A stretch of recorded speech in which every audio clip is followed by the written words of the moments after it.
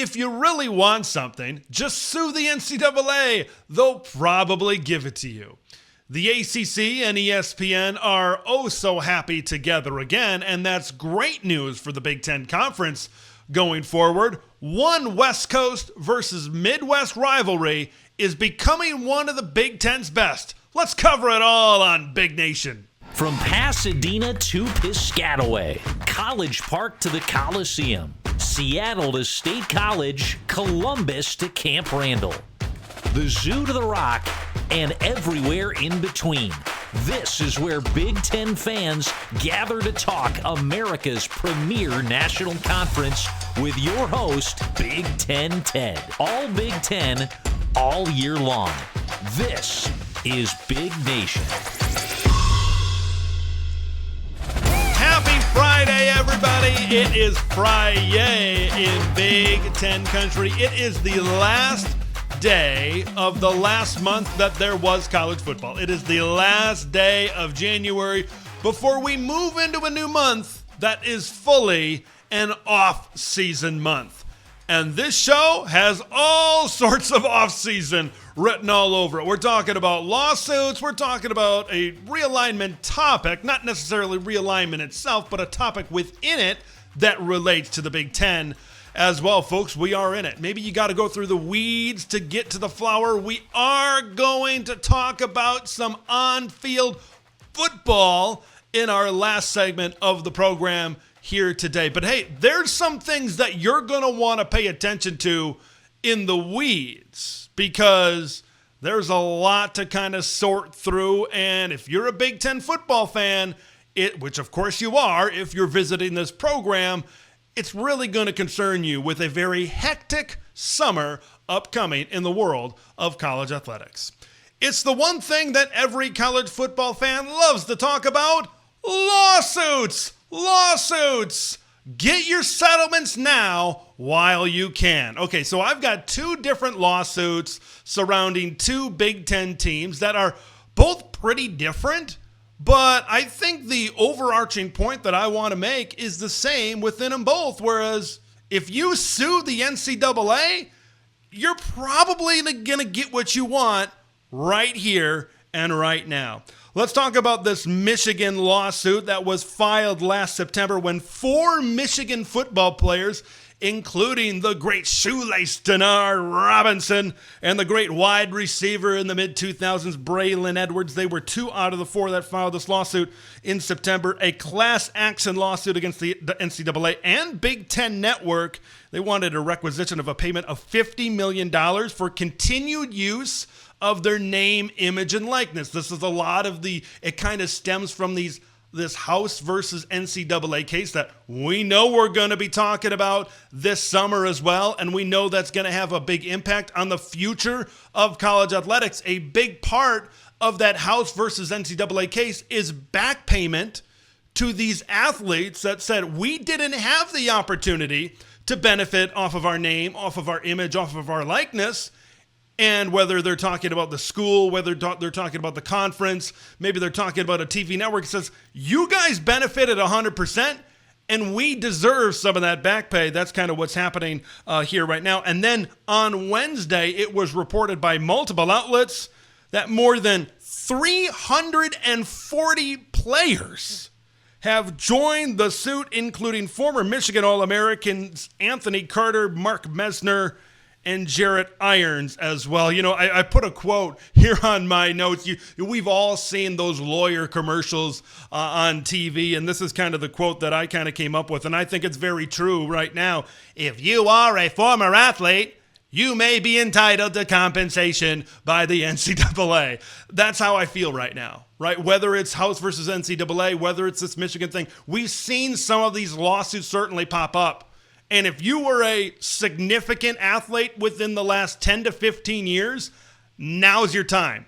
Who knows what's going to happen after this House versus NCAA payment, but you better get in while the iron is hot. And the iron is hot for this type of money, certainly right now for former players, especially those in football, and especially those that had a pretty significant part in their team's success. We'll see what happens here with Michigan. I know the Big Ten Network and NCAA and maybe the defendants, would they be the defendants, I think, in this lawsuit? I'm not a lawyer. But that group of people on that side of the courtroom, so to speak, they're saying, hey, a lot of these players were pretty good. They made a lot of money, certainly afterwards, and they want to dismiss this lawsuit. But we know that these type of cases, they are far from over, and considering the type of litigation that is piling up against the NCAA and considering how the courts continue to rule against the NCAA, it's a high probability. If you're a former player,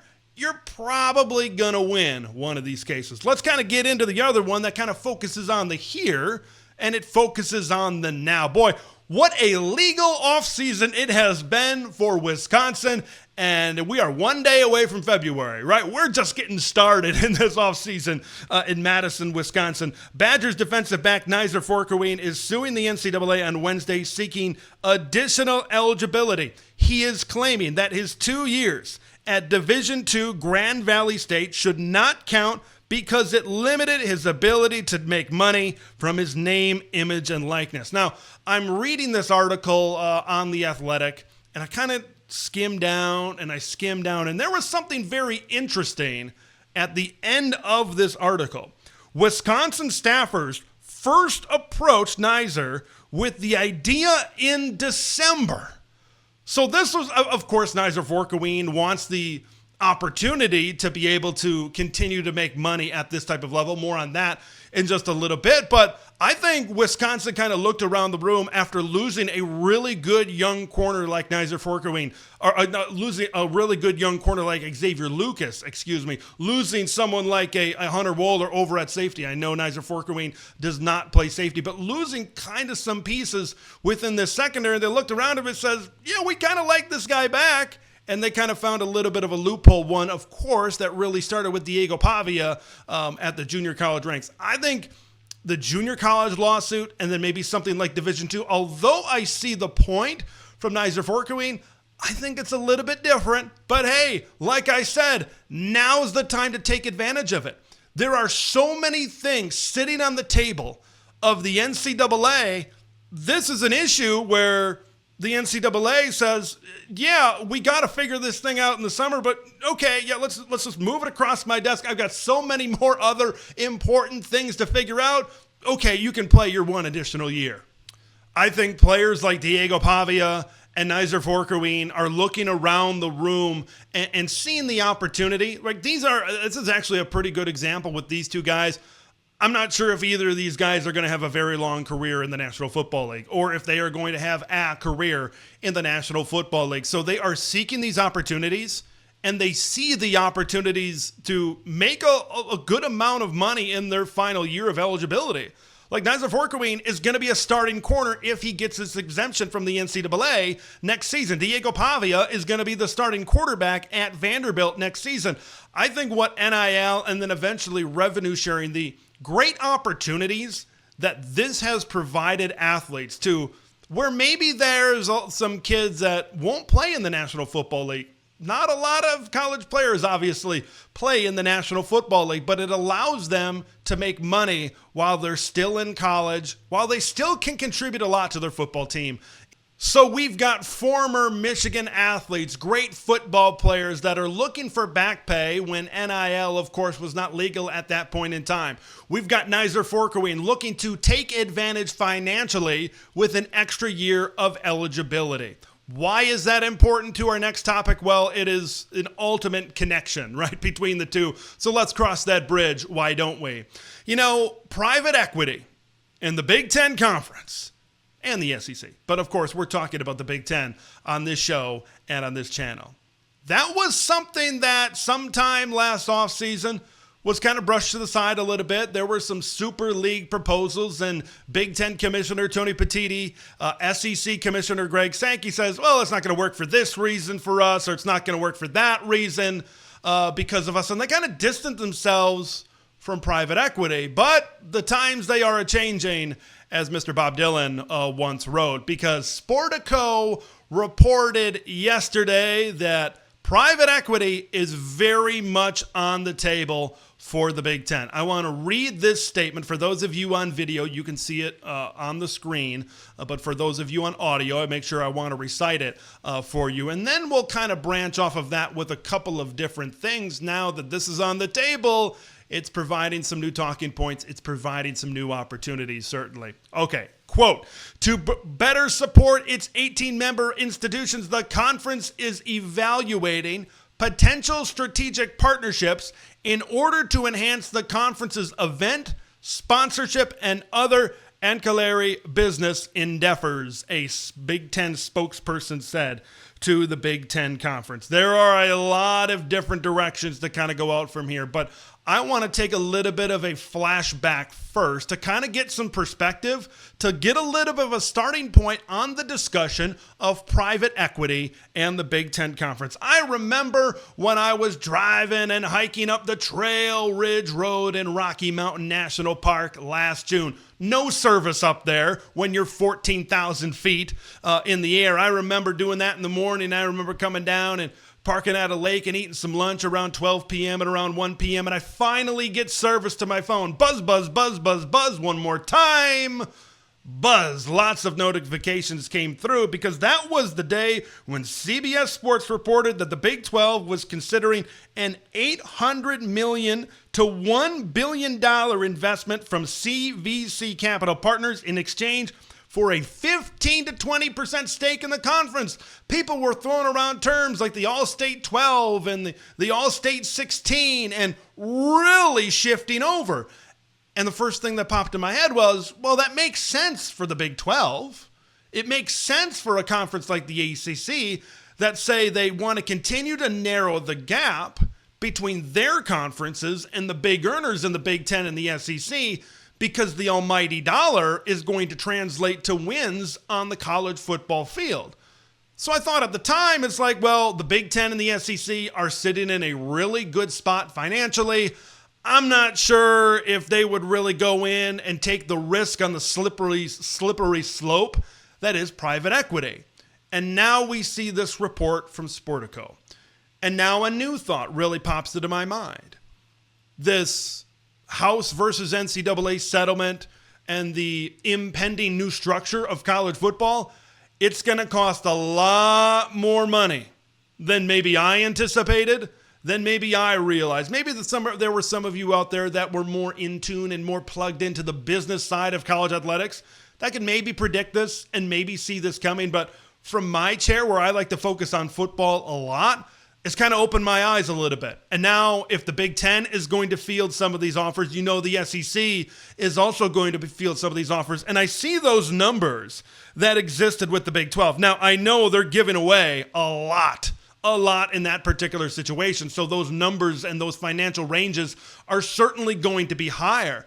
But it kind of gets you thinking, if that's what the Big 12 can get, what do you think the Big 10 can get? Now, of course, the Big Ten is a very smart conference. The SEC, also a very smart conference.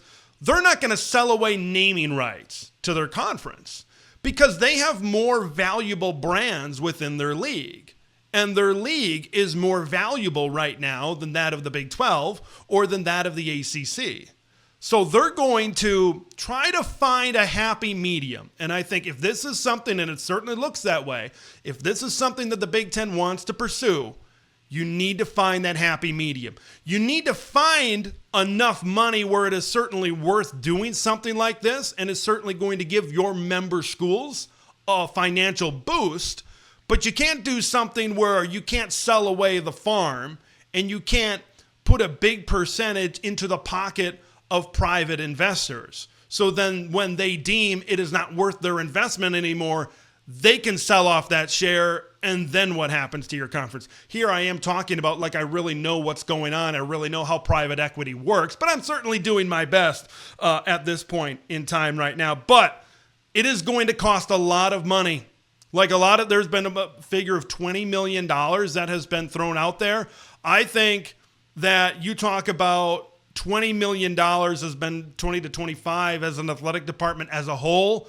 And then you look at Ohio State, Oregon, Texas, some of these teams spending 20, 25, close to $30 million on their rosters this season. There's going to be a lot of money that is going to need to be spent by some of these athletic departments. And I think the TV revenue, although the Big Ten is the richest conference in college football, when it comes to the media rights revenue coming in, there's going to need to be more. And maybe this is a little bit of a wake-up call for the rest of college athletics right now. I know there's been a lot of concern about corporatizing college athletics. And this is certainly a part of that. And this certainly continues to steer into what do college programs, what do football programs, what does the Big Ten have to do to generate as much as possible to retain as much in the current college athletics landscape as possible? Because I think it comes down to increasing revenues or cutting costs. College athletic programs do not want to cut programs. College athletic departments do not want to cut sports. They do not want to do that. And from my perspective, give me patches on jerseys, give me logos on fields over cutting sports 7 days out of the week. Look, I know some of these issues might seem a little dull. They might seem a little boring to the football fan out there, and that's what I certainly cater to because I am a football fan. But these are very important issues. These are very important decisions that are going to be made that are going to affect where your football team stands and how your favorite football team's rosters are going to be built within the future. All right, let's move on and talk about a conference realignment topic because it's not officially conference realignment because there's really no threat of teams really going anywhere.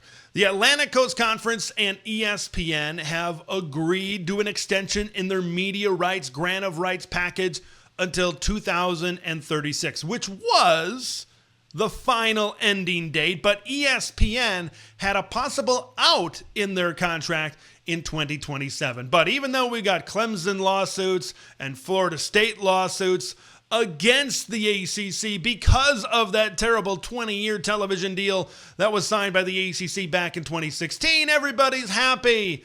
Everybody's together again. Why? Because the ACC has this thing. It looks like they're going to have this thing called a brand fund that allows the Clemsons and the Florida States and the Miamis and the North Carolinas, the higher performing schools that attract the most revenue, are going to be paid out at a higher rate within the ACC.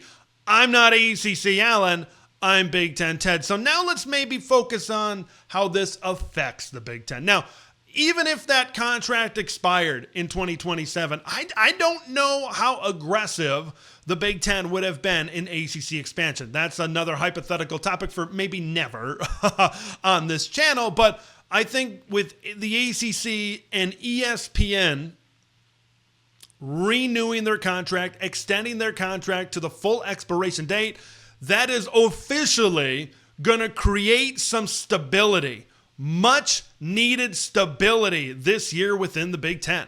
I look around at the success that the Big Ten had on the football field this year. I look around at the Big Ten and see how much money they are bringing in every year from this Fox, CBS, and NBC television deal. The Big Ten is in the ultimate position of power. And now I think this is maybe a clear sign for all of us officially to be able to move in the direction of stability specifically for those 4 West Coast schools.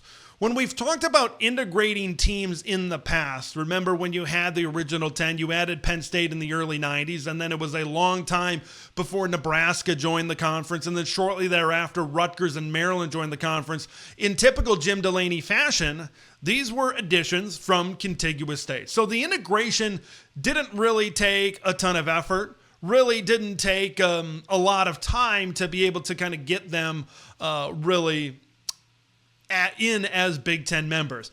I think that this is a little bit different with teams on the West Coast. These are teams that are 2 time zones over. You see UCLA head coach for men's basketball, Mick Cronin, still talking about some of the time zone and scheduling quirks in the Big Ten right now. And look, when you add 4 teams from a conference that's 2 time zones away, you're not going to figure everything out right away. So I think the stability for whether it's for 5 years or 10 years, my hope is for maybe 10. For 10 years, my hope is that we're going to be able to maybe figure out some of these things that maybe aren't working 100% the best right now, specifically with these West Coast schools. And it allows them, not only in football, but in basketball and volleyball, in some of these other Olympic sports, it allows them to fully establish themselves as Big Ten members. I still think they still feel a little bit in some instances. It still feels like a non-conference game. And now if you're able to create some stability and some very familiarity between these teams throughout year after year after year after year without any other additions and without any other influxes in scheduling, I think that's only a positive right now for what the Big Ten Conference is truly building.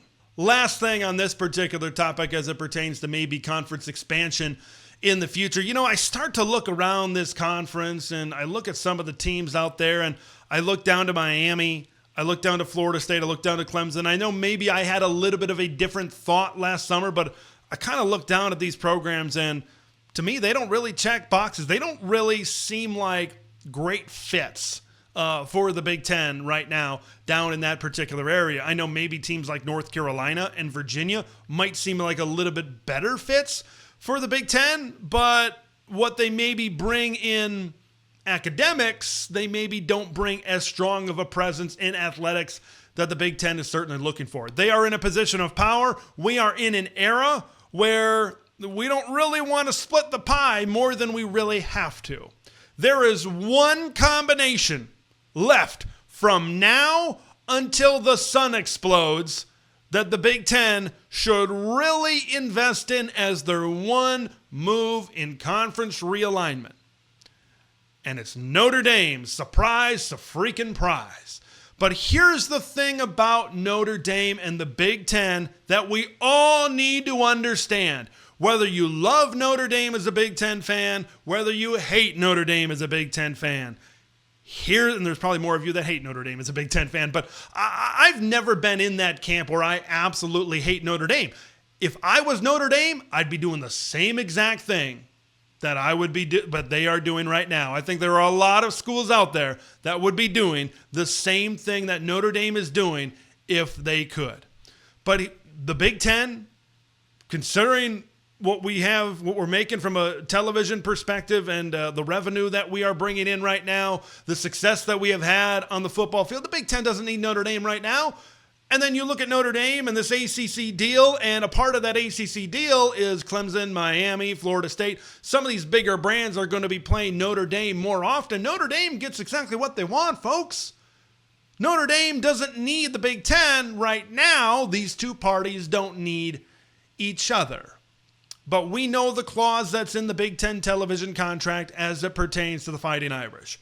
If there is an opportunity down the road, and for me, if I'm Tony Petitti, this is the one opportunity that I would give and be open to for expansion, Notre Dame and a dance partner. And for me, that dance partner is probably Stanford. If you've been following me on the Twitter sphere, you've probably seen me tweet pro Stanford future Big Ten membership. And it's mostly because of Stanford's relationship with Notre Dame. When Stanford was kind of out in the cold, when we had the Pac-4 after all of the alignment coming to the Big Ten and the Big 12 from the Pac-12, it was Notre Dame that said, well, we can't leave a great institution like Stanford and I guess Cal, but we can't leave a great academic institution, athletic institution like Stanford all alone. We got to find a way to get them into the ACC. And their independent half ACC brother brought them into the ACC as a full member and gave them a lifeline and gave them the influence to have a conference partnership at the Power conference level. If Notre Dame is going to bring a dance partner, it's probably going to be Stanford. Of course, they have a football series with Stanford. And boy, bringing in Notre Dame and bringing in Stanford, the Big Ten might already be there already, but it would be an academic powerhouse. It would be an absolute athletic powerhouse with Notre Dame and Stanford. Like when you talk about it from an academic perspective, it doesn't get any better than the folks down there in Palo Alto, California. Like I've always had this opinion about Stanford that if football was one of their top priorities as a university, they got a lot going on. They got a lot that they got to figure out there, certainly at Stanford. But if football was truly one of their top priorities, we'll see if Andrew Luck can convince them to get there as the GM over there. But they have that FU money. They have money in places that we don't even have places, right? So that would be, I know that they might not be the biggest football powerhouse in the world, but pairing them with Notre Dame and an extra travel partner out on the West Coast, I think would benefit everybody involved. All right, folks, I promised you football. I promised you an on-the-field topic, and I am going to deliver talking about a budding rivalry within the Big Ten.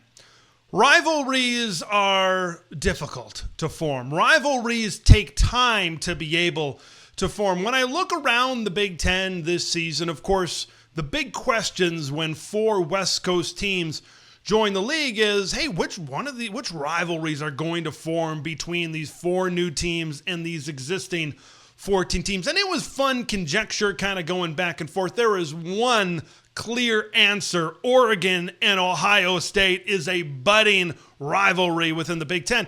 The only other one that's a maybe is Michigan and Washington. They played for the national championship, of course, last season, and then Washington joins the league, the first year in the league in Seattle. The Huskies win the rematch, and they end up playing next season. Now, we know there were high stakes in the national championship. Both teams had coaching staffs leave. Both teams had a lot of players certainly leave as well. So it maybe didn't have the oomph that this Oregon-Ohio State had, and there wasn't really, to my knowledge, any big animosity going back and forth between the Wolverines and the Huskies. But the Ducks and the Buckeyes, well, that's a little bit of a different story. You know, rivalries form. You know, if you're not a rival that's been playing for some weird trophy for 80 years or 90 years, and you're not a team that's been playing since you started your football teams, it's a little bit more difficult to really form a significant series into a rivalry. I cite the old Big 8 rivalry of the Nebraska Cornhuskers and the Oklahoma Sooners. Why did that game eventually become the rivalry that it did, with guys like a Barry Switzer on the OU sideline and, of course, Tom Osborne on the Nebraska sideline? It's because every time they played through the 70s, through the 80s, and into the 1990s, maybe not so much for Oklahoma in the 1990s, but every time they played, a Big 8 conference championship was on the line. And thus, a trip to the Orange Bowl was on the line.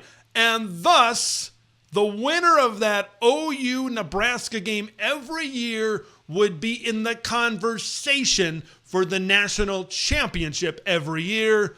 And the loser, maybe not so much. So when we talk about rivalries, multiple high-stakes environments is a birthplace for some of these new rivalries. And not only does Oregon and Ohio State have these high-stakes environments, but they also have a built-in recent history, even before Oregon joined the Big Ten, in some of these high-stakes environments. And you have the 2010 Rose Bowl, which was kind of the height or near the height of the Chip Kelly era at Oregon. Ohio State won that one 26-17.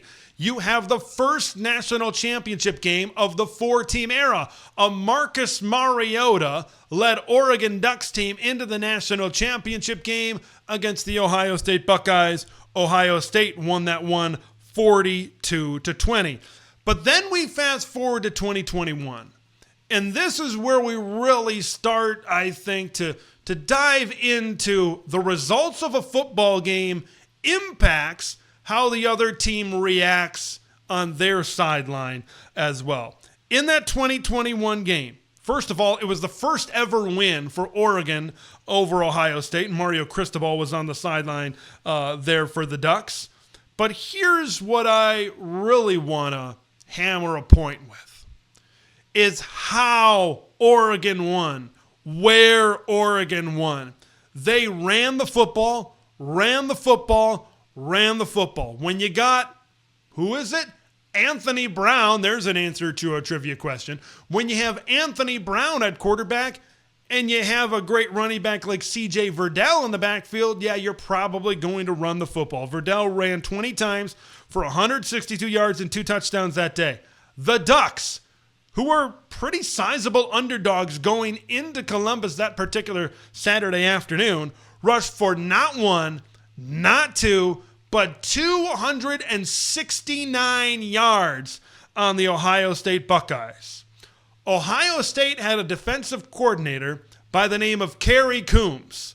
And I think this was the beginning of the end.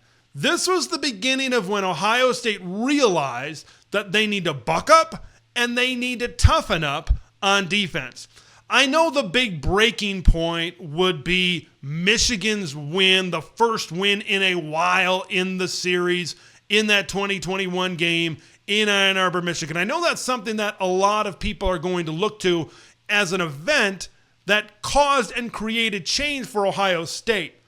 But I think you could even go back to this game against the Oregon Ducks, a game in which Kayvon Thibodeau also did not play for the Ducks that particular day. And then we fast forward to a couple of summers ago, where it's announced that Oregon joins the Big Ten Conference. And then you have the big reasons why this game is a budding rivalry. We circle back to high-stakes games. Both meetings between the Oregon Ducks and the Ohio State Buckeyes this season were as high stakes as it can get. Everybody circled. October 12th at the beginning of the season, everybody circled Autzen Stadium. And the way Autzen Stadium reacted to that particular matchup, the way that crowd was absolutely on fire for that game, a huge, high-stakes environment with the Oregon Ducks getting their second consecutive win in the series. And if you've listened to some of the interviews since then with the now national champion Buckeyes, it was that game that caused a little bit of a change on the defensive side of the football and how they approach things schematically and how they defend certain teams. Does that sound familiar? Sounds a little bit like 2021, doesn't it? Oh, it was a little bit of a better ending in 2024 and 2025 than it was back in 2021 for the Ohio State Buckeyes as well. So it was that victory for Oregon, which at that time, from people from like myself and other national commentators out there, we were talking about how big of a deal this was for Oregon to be able to beat Ohio State on that stage and in that atmosphere, and how much of an elevator that could be for the Oregon Ducks program. And then we fast forward to January 1st, the college football playoff quarterfinal at the Rose Bowl. We all know what happened. Ohio State wiped the floor with the Oregon Ducks. And that score and that game, you know it is going to be a motivational factor for the Oregon Ducks going forward. We know 41 to 21, 34 to nothing, 34 to 8 at halftime. We know that is going to be plastered as motivation all throughout the walls at the Oregon football facility. High stakes games, twice in one season. One game going one way, one game going the other way. One team the Big Ten champion, one team the national champion. Bucks versus Ducks, Ohio State, Oregon. Man, this thing just writes itself. It just goes together oh so great. And the last thing that I want to talk about is recruiting wars. Now, I talked about the on-field stuff and how pieces throughout recent history, high-stakes, significant games, year after year after year, can certainly affect and certainly start to build this thing towards a rivalry. But it's maybe some off-the-field things as well that's going to have an impact on this to be able to build and be able to create tentacles and be able to create roots in this potential rivalry as well, and it's recruiting wars. These two teams are the two best recruiting teams in the Big Ten Conference right now. There have been signing day flips. There have been Oregon going into Ohio and getting some big name players out of that state. There has been Ohio State, right? They're having battles with Oregon and taking some players where the Ducks, maybe they thought they would have gotten a commitment or a signee from a player like that. When you have these players that go to camps, that go on visits together, and they get to know each other. One guy goes to Oregon, one guy goes to Ohio State. You want to beat that guy. You want to show that you made the right decision and that other guy made the wrong decision. This rivalry is going to continue. I keep on saying rivalry. This potential rivalry, this budding rivalry, is going to continue to get bigger. It's going to continue to get stronger because these teams are going to be laden with talent, and there are going to be significant, once again, say it with me, high stakes games between the Bucks and the Ducks in the coming years. Oregon and Ohio State are the two best programs when it comes to talent acquisition. The last 3 cycles have seen Oregon and Ohio State as the top current Big Ten programs in recruiting rankings. There are going to be NFL players after NFL player after NFL player that are going to come from within this game. Now, there is no Oregon versus Ohio State on the regular season schedule this year.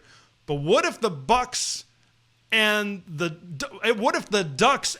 Buckeyes meet in the Big Ten championship? High stakes game in Indianapolis, and then they meet in 2026 in the return trip finally to Columbus for that game. Now all of a sudden you're looking at these two teams playing something like 4 times in 3 years, and that is certainly a recipe for a rivalry. Man, I tell you what, I cannot wait to see what the future holds with this specific game, and I'm very intrigued to see if maybe we'll see both of these teams in Indianapolis. Maybe we'll see these teams match up in a future college football playoff next year down the road as well. These are two of the superpowers, not only in the Big Ten, but in all of college football. Thanks, everybody, for watching Big Nation here today. I hope you enjoy your weekend out there. Make sure you comment on anything that was here in today's show. Always love going back and forth with the Big Nation out there. So until next time, I'm Big Ten Ted. We'll see you in the next one. Thank you for watching and listening to Big Nation. Make sure to subscribe and follow Big Ten Ted on X, YouTube, and podcast platforms to stay in the know on all things Big Ten football.